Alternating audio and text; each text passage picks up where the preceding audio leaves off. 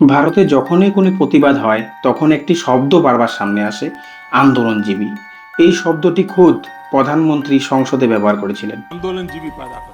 অভিযোগ ছিল পরিষ্কার, ভারতে যত প্রতিবাদ হয় সেখানে হাতে পোস্টার, গলায় গামছা, মাইক এবং ক্যামেরার সামনে কিছু পরিচিত মুখ বারবার দেখা যায়। সেটা সিএএ, এনসিএ হোক, কৃষক আন্দোলন হোক, কুস্তিগিরের ধর্ণা হোক, কিংবা সাম্প্রতিক সময়ে যন্তর মন্তরে নিট নিয়ে আন্দোলন। কিছু মানুষ আছেন যারা আন্দোলনজীবী, অর্থাৎ তাদের পেশাই হলো আন্দোলন করা, প্রতিবাদ করা, এবং এর জন্য তারা বিদেশ থেকে টাকা পান। তাদের এনজিওগুলি বিদেশি অর্থ পায়। এই কারণে কিছু মুখ বারবার বিভিন্ন প্রতিবাদে দেখা যায়, কারণ ফান্ডিং আসে। এই নিয়ে একটি পরিসংখ্যানও সামনে আসে। বলা হয় মাত্র ৩-৪ বছরে প্রায় ৫৫,০০০ কোটি টাকা বিদেশি অর্থ ভারতের এনজিওগুলিতে ঢুকেছে। এখানে ৫৫,০০০ কোটি টাকা কোনো পাড়ার ছোটখাটো চাঁদা নয়, এটি একটি সম্পূর্ণ অর্থনীতি। আর এখান থেকেই প্রশ্নটা আরো গুরুত্বপূর্ণ হয়ে যায়। প্রশ্নটা গুরুত্বপূর্ণ কারণ ভারত সরকার এফসিআরএ অ্যামেন্ডমেন্ট বিল নিয়ে এসেছে। প্রশ্ন হলো, এই বিল কি? এই বিল কি আন্দোলনজীবীদের রোজগারের উপর তালা লাগাতে এসেছে? বিদেশি অনুদানের প্রবাহ কি বন্ধ করতে এসেছে? আর সেই কারণেই এর বিরোধিতা শুরু হয়েছে। এখানে প্রশ্ন দুদিক থেকে উঠছে, কারণ একটি মুদ্রার যেমন দুটি দিক থাকে, এখানেও তেমনি রয়েছে। একটি দিক সরকার যা বলছে, আর অন্য দিক যারা এর বিরোধিতা করছে তারা যা বলছে। প্রথম প্রশ্ন, বিলের বিরোধিতাদের কাছে এই টাকা বিদেশ থেকে কেন আসে? যদি আসে তাহলে কোথায় যায়? আর সরকার যদি বলে থাকে যে এই বিল শুধুমাত্র এই হিসাব চাচ্ছে, তাহলে হিসাব দিতে কারো আপত্তি কেন? এর আগে বহু এনজিও এর লাইসেন্স বাতিল করা হয়েছে, তখন তো এত আওয়াজ ওঠেনি। আজ এমন কি হয়েছে যে ভারতে আসা একটি বিল নিয়ে আমেরিকার সংসদরা পর্যন্ত বিবৃতি দিচ্ছেন? এই হস্তক্ষেপ কি কোনো ইঙ্গিত দিচ্ছে ডাল মে কুছ কালা হ্যায়? অর্থাৎ কেন্দ্রীয় স্বরাষ্ট্রমন্ত্রী অমিত শাহের মন্ত্রক যে বিল নিয়ে এসেছে তার বিরোধিতা যদি শুধুমাত্র বিদেশি অর্থে চলা লোকেদের পক্ষ থেকে হয়, তাহলে ভারতের কেরল রাজ্যের পুরনো বিধানসভা কেন এই বিল প্রত্যাহারের প্রস্তাব করলো? তাহলে কি কেরল বিধায়করাও আন্দোলনজীবী হয়ে গেলেন? যদিও কেরল নিয়ে একটি বিষয় রয়েছে, কেরলে সাধারণত বামপন্থী এবং কংগ্রেসের সরকার থাকে। তাই আরও একটি প্রশ্ন উঠতে পারে, কেরলের বিধায়করা কি এই বিল বিরোধিতা করেছেন কারণ তারা আন্দোলনজীবী, নাকি তারা মনে করেন বিলটি ভুল, নাকি এর ফলে দিল্লিতে সরকারের বিরুদ্ধে প্রতিবাদ করা তাদের ঘনিষ্ঠ মানুষের ক্ষতি হবে? সরকারের কাছে আরও একটি প্রশ্ন আছে, যদি সরকারের পক্ষ এতটাই শক্তিশালী হয়ে থাকে, তাহলে বিতর্কের ঠিক একদিন আগে সরকার নিজের বিলটি কেন পিছিয়ে দিল? কঠোর আইনের মাধ্যমে যে শাস্তির ব্যবস্থা ছিল, সরকার সেটি কেন কমিয়ে দিল? আজ আমরা আপনাদের প্রতিটি প্রশ্নের উত্তর তথ্যের সঙ্গে দেব, আর শেষে সেই সত্যিটি বলবো যেটা বিলের পক্ষে থাকা এবং বিলের বিরোধী পক্ষে থাকা কেউই বলছে না। দুই পক্ষই যে বিষয়টি নিয়ে চুপ। এই বিলের মধ্যে এমন একটি বিধানও রয়েছে যা শুধু এনজিও নয়, হাজার হাজার স্কুল, হাসপাতাল এবং উপাসনালয়ের সম্পত্তি পর্যন্ত পৌঁছে যেতে পারে। সেই বিধানটি কি? নমস্কার, আমি অমর দেবনাথ। আজকের ভিডিওটি আপনাদের জন্য অত্যন্ত গুরুত্বপূর্ণ, কারণ যখনই কোনো আন্দোলন হয় তখন আন্দোলনজীবী, এনজিও, চাঁদা, এই শব্দগুলি বারবার শুনতে পান, কিন্তু এগুলি এতটাই টেকনিক্যাল বিষয় যে সাধারণ মানুষের মাথার উপর দিয়ে চলে যায়। আপনারা শুধু এক পক্ষের কথা জানতে পারেন। তাই আজকের ভিডিওটি আমরা খুব সহজ ভাষায় তৈরি করেছি, সমস্ত তথ্যের সঙ্গে বিষয়গুলি তুলে ধরেছি। তাই আজকের ভিডিওটি মন দিয়ে শুনুন, যাতে ভবিষ্যতে বামপন্থী হোক বা ডানপন্থী, কোনো হোয়াটসঅ্যাপ ফরওয়ার্ড আপনাকে বোকা বানাতে পারবে না। তবে ভিডিওটি শুরু করার আগে আপনাদের একটি অনুরোধ থাকবে, আপনারা আমাদের সহযোগিতা করুন। আমরা জটিল বিষয়গুলিকে সহজ ভাষায় বোঝানোর চেষ্টা করি এবং এর জন্য অনেক পরিশ্রম করতে হয়। তাই আপনাদের যদি আমাদের চ্যানেলটি সাবস্ক্রাইব করা না থাকে, তাহলে অবশ্যই চ্যানেলটি সাবস্ক্রাইব করে রাখুন, কারণ সাবস্ক্রাইব করতে কোনো টাকা লাগে না। এখন আসি ভিডিওতে। প্রথম প্রশ্ন, যে ৫৫,০০০ কোটি টাকা বলা হচ্ছে, গত ২-৩ বছরে এনজিওগুলির কাছে যে বিদেশি অনুদান এসেছে, সেটি কি ভারতের হওয়া প্রতিবাদগুলির জ্বালানি? এটি অত্যন্ত গুরুত্বপূর্ণ প্রশ্ন। আর যদি এই টাকা আসে, তাহলে কোথা থেকে আসে, কোথায় যায়? সরকার নথিতে লেখা হয়েছে ২০১৯ থেকে ২০২২ সালের মধ্যে ভারতের বিদেশ থেকে প্রায় 55,741 কোটি টাকা এসেছে। এখন ভারতের কোনো প্রতিষ্ঠান বিদেশ থেকে চাইলেও অনুদান নিতে পারবে না। এর জন্য সরকার থেকে একটি লাইসেন্স নিতে হয়। এই লাইসেন্সের নাম FCRA। যেমন দোকান চালানোর জন্য লাইসেন্স লাগে, ঠিক তেমনি বিদেশ থেকে অনুদান নেওয়ার জন্য FCRA লাইসেন্স লাগে। এবং এই লাইসেন্স কার কার কাছে রয়েছে? শুধু ধর্ণা দেওয়া এনজিওগুলির কাছে নয়, আপনার জেলায় রোগীদের কম খরচে চিকিৎসা করা মেশিনারি হাসপাতালের কাছেও এই লাইসেন্স থাকতে পারে। যে স্কুলে আপনার সন্তান পড়ে তার কাছেও থাকতে পারে। যে আশ্রমে প্রতিদিন লঙ্গর চলে তার কাছেও থাকতে পারে। অর্থাৎ বিদেশি অর্থের থালায় আন্দোলন একটি অংশ হতে পারে, পুরো থালাটাই আন্দোলন নয়। এবার আসি আন্দোলনজীবী শব্দতে। মনে করুন 8 ফেব্রুয়ারি 2021 রাজ্যসভার কৃষক আন্দোলনের চরম সময়ে প্রধানমন্ত্রী বলেন, দেশে একটি নতুন শ্রেণী তৈরি করা হয়েছে যার নাম আন্দোলনজীবী। তাদের নিজের কোনো আন্দোলন করার ক্ষমতা নেই, কিন্তু যেখানে আন্দোলন দেখেন সেখানে পৌঁছে যান। তারা পরজীবীর মতো। পরজীবী হলো এমন একটি জীব যে অন্যের খাবারের উপর বেঁচে থাকে। সেদিনের পর থেকেই প্রায় প্রতিটি ধর্নার সঙ্গে আন্দোলনজীবী শব্দটি জুড়ে যায়। তারপর প্রশ্ন ওঠে, এই আন্দোলনজীবীদের টাকা কোথা থেকে আসে? তাহলে বিদেশের অর্থের উপর নজরদারি কিভাবে হয় এটাও বোঝা দরকার। এই লাইসেন্স কোনো খোলা ছাড় নয়। প্রতিটি বিদেশি টাকা দিল্লির একটি নির্দিষ্ট সরকারের ব্যাংকের অ্যাকাউন্টের মাধ্যমে ঢুকতে পারে, কোনো চোরা পথে নয়। প্রতি বছরের হিসাবও সরকারের কাছে জমা দিতে হয়। আর এই নিয়ন্ত্রণ কোনো একটি দলের তৈরি নয়। এর প্রথম আইনটি 1976 সালে কংগ্রেস এনেছিল, জরুরি অবস্থার সময়। 2010 সালে কংগ্রেসই সেটিকে নতুন করে তৈরি করেছিল। 2020 সালে মোদী সরকার নিয়ম আরো কঠোর করে। ফলাফল, আজ ভারতে মাত্র 14,449টি প্রতিষ্ঠানের কাছেই এই লাইসেন্স রয়েছে। এখন পর্যন্ত 22,498টি লাইসেন্স বাতিল করা হয়েছে। আবার শুনুন, যতগুলি প্রতিষ্ঠান খোলা হয়েছে তার থেকে বেশি প্রতিষ্ঠানের দরজায় তালা লাগানো হয়েছে। অর্থাৎ যে কলটিকে এখনো খোলা বলা হচ্ছে সেটি বহু বছর ধরে ধীরে ধীরে বন্ধ করা হচ্ছে। এখন অভিযোগ হচ্ছে টাকা এসেছে, টাকা আন্দোলনেও গেছে, কিন্তু এই দুটির মধ্যে যে সেতুটি রয়েছে সেটি আজ পর্যন্ত কেউ দেখতেই পারেনি।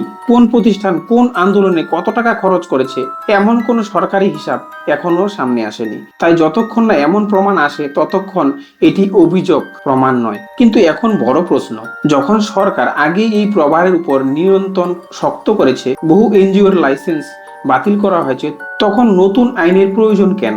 এই বিলটিতে আসলে কি লেখা রয়েছে? সরকার বলেছে বিলটির শুধু হিসাব চাইছে, কিন্তু কি কি হিসাব চাইছে?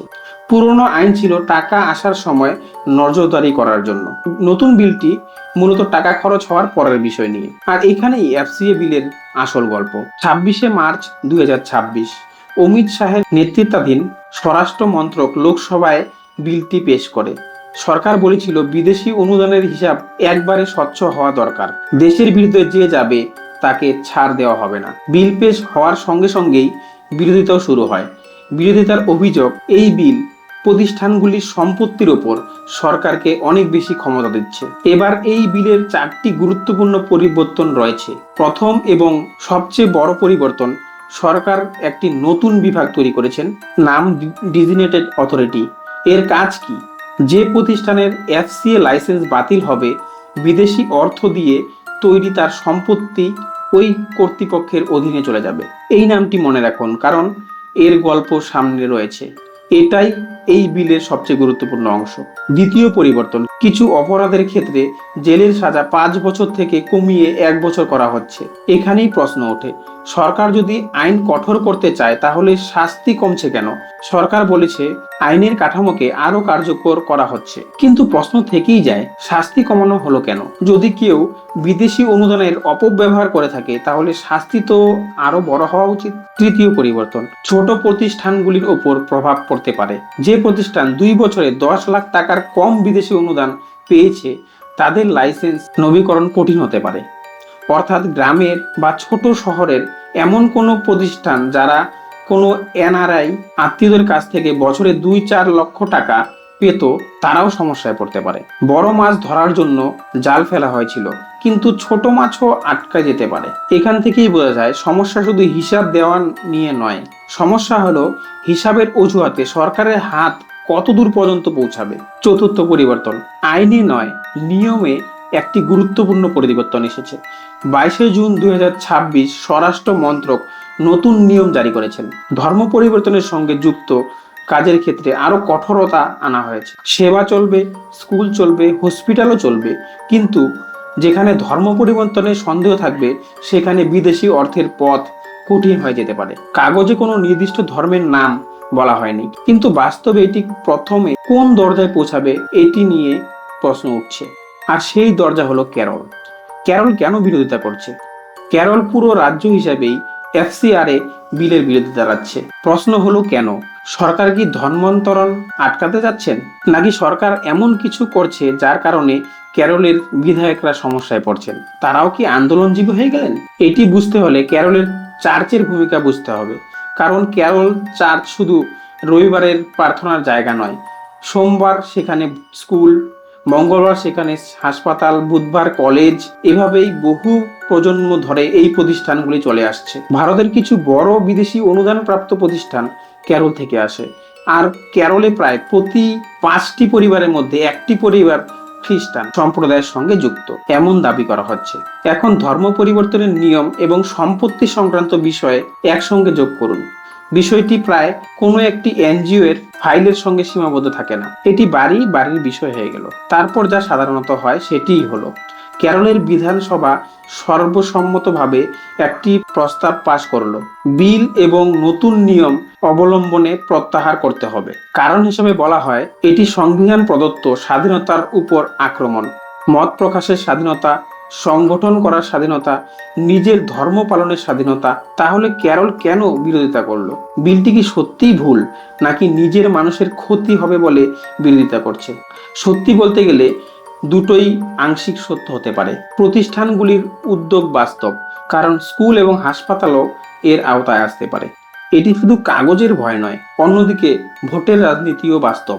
যে সম্প্রদায় প্রতি 5টি পরিবারের মধ্যে একটির সঙ্গে যুক্ত, তাদের অসন্তুষ্ট করলে কেরল সরকার চালানো সহজ নয়। আর এই গল্প শুধু বাম বা কংগ্রেসের নয়। কেরলের বড় পাদ্রীদের সংগঠন বলছে বিধানসভা নির্বাচনের আগে বিজেপি নেতারা চার্চের উদ্বেগের বিষয়গুলি দেখবে বলে আশ্বাস দিয়েছিলেন। নির্বাচন শেষ হয়েছে, কিন্তু এরপর কেউ ফিরে আসেনি। এখন দরজায় প্রত্যেক রাজনৈতিক দলই হাজির হচ্ছে, শুধু সময়ের পার্থক্য রয়েছে। সরকার অবশ্য বিষয়টি সামলানোর চেষ্টা করছে। মন্ত্রীকে কেরলে পাঠানো হয়, তিনি বলেন ভুল বোঝাবুঝি দূর করা হবে, বিল কোথাও ধর্মবিরোধী নয়। 2010 সালের আইন তো কংগ্রেসই এনেছিল। জুলাই মাসে বড় পাদ্রীদের একটি প্রতিনিধি দল সরাসরি অমিত শাহর সঙ্গে দেখা করে। অমিত শাহ আশ্বাস দেন এই আইন খ্রিস্টান সম্প্রদায়ের বিরুদ্ধে নয়। এই আশ্বাসটি মনে রাখুন, কারণ পরে এটি গুরুত্বপূর্ণ হবে। এর মধ্যেই আমেরিকার সংসদ রাইলি মোড়ে একটি বিবৃতি আসে। তিনি বলেন এই বিল ভারত সরকারকে চার্চের উপর নিয়ন্ত্রণ প্রতিষ্ঠান ক্ষমতা দেয়, এটি খ্রিস্টানদের উপর সরাসরি আক্রমণ। তিনি আরো বলেন এই বিল আনা হলে ভারত আমেরিকার সম্পর্কের মধ্যে সমস্যা হতে পারে। এখন এখানে একটু থামুন, দুই দিকেই দেখুন। যারা প্রতিটি বিদেশি হস্তক্ষেপের বিরুদ্ধে আকাশ বাতাস এক করে দেন তারা এর হস্তক্ষেপে চুপ, আর সরকার যারা সাধারণত প্রতিটি বিদেশি মন্তব্যকে ভারতের অভ্যন্তরীণ বিষয় বলে তারাও এখন অত্যন্ত মেপে কথা বলছেন। বিদেশি হস্তক্ষেপ যখন সুবিধাজনক তখন নীরবতা। আর এখান থেকেই গল্পের ক্লাইম্যাক্স শুরু। যে বুধবার বিল নিয়ে আলোচনা হওয়ার কথা ছিল তার ঠিক একদিন আগে সরকার নিজের বিলটি পিছিয়ে দেন। প্রত্যাহার করেননি, শুধু পিছিয়ে দিয়েছেন। অর্থাৎ বিষয়টি এখনো শেষ হয়নি। বিশ্বাসের আশ্বাস দেওয়া হয়েছে, মন্ত্রীদের পাঠানো হয়েছে, কিন্তু সরকার এক ধাপ পিছিয়ে গেছে। আর এর উত্তর লুকিয়ে আছে সেই বিভাগের মধ্যে যার নাম শুরুতেই বলেছিলাম, ডিজিগনেটিভ অথরিটি। ডিজিগনেটিভ অথরিটি কি করবে? এই বিধানটি কি যা স্কুল, হাসপাতাল এবং উপাসনালয় পর্যন্ত পৌঁছাতে পারে? এফসিএ বিল বলছে যে প্রতিষ্ঠানের লাইসেন্স বাতিল হয়ে যাবে সেই প্রতিষ্ঠান নিজে সম্পত্তি ছেড়ে দেবে অথবা নির্দিষ্ট সময়ে লাইসেন্স নবীকরণ করতে পারবে না। তাহলে বিদেশি অর্থ দিয়ে তৈরি তার সম্পত্তি ডেজিগনেশন অথরিটির অধীনে চলে যেতে পারে। এর মধ্যে থাকতে পারে জমি, বাড়ি, বিল্ডিং, মেশিন, ব্যাংকে থাকা টাকা। প্রথমে নির্দিষ্ট সময়ের জন্য এবং পরে স্থায়ীভাবে এই সম্পত্তি কর্তৃপক্ষের নিয়ন্ত্রণে চলে যেতে পারে। সম্পত্তি বিক্রি হলে সেই অর্থ সরকারের কোষাগারে যেতে পারে। এই কর্তৃপক্ষে যে কেউ তলব করতে পারে, বিবৃতি নিতে পারে, নথিপত্র চাইতে পারে। সরকারি বিভিন্ন বিভাগ, ব্যাংক থেকে পুলিশ পর্যন্ত তাদের সহযোগিতা করতে পারে। অবশ্য আইনে আপিলের ব্যবস্থাও রয়েছে। জেলা জাজের কাছে আপিল করা যেতে পারে। কিন্তু আইন বিশেষজ্ঞদের প্রশ্ন হলো, এই পথ তখনই খোলা যখন কর্তৃপক্ষ আগে নিজের সিদ্ধান্ত জানিয়ে দেয়। আর বিলের সঙ্গে স্পষ্ট করে বলা নেই যে কর্তৃপক্ষের কতদিনের মধ্যে সিদ্ধান্ত নিতে হবে। অর্থাৎ দরজা আছে, কিন্তু চাবি অন্য পক্ষের হাতে। ধরুন একটি হাসপাতাল একটি নতুন ওয়ার্ড তৈরি করলো। এর অর্ধেক টাকা শহরের কোনো ব্যবসায়ীর কাছ থেকে এসেছে, আর অর্ধেক টাকা বিদেশি অনুদান থেকে পেয়েছে। এখন হাসপাতালের এফসিআর লাইসেন্স বাতিল হয়ে গেল, তাহলে পুরো ওয়ার্ডের কর্তৃপক্ষের নিয়ন্ত্রণ চলে যেতে পারে। যুক্তি অনুযায়ী তো দেশীয় অর্থের অংশটি হাসপাতালের কাছেই থাকা উচিত। তাহলে প্রমাণ করতে হবে কোন অংশটি দেশের অর্থ দিয়ে তৈরি। কিন্তু একটি দেওয়ালের কোন ইট দেশীয় আর কোন ইট বিদেশির অর্থ দিয়ে কেনা, সেটি কিভাবে নির্ধারণ করা হবে? এই প্রশ্নই স্কুল, হাসপাতাল ও উপাসনালয়ের ক্ষেত্রে উদ্বেগ তৈরি করেছে। আর এই উদ্বেগ ভারতের গণ্ডি ছাড়িয়ে আমেরিকা পর্যন্ত পৌঁছে গেছে। গল্প এখানেই শেষ নয়। সরকারের পক্ষে যুক্তির মাধ্যমেও কিছু বিষয় রয়েছে। পুরনো আইনে একটি ফাঁক ছিল।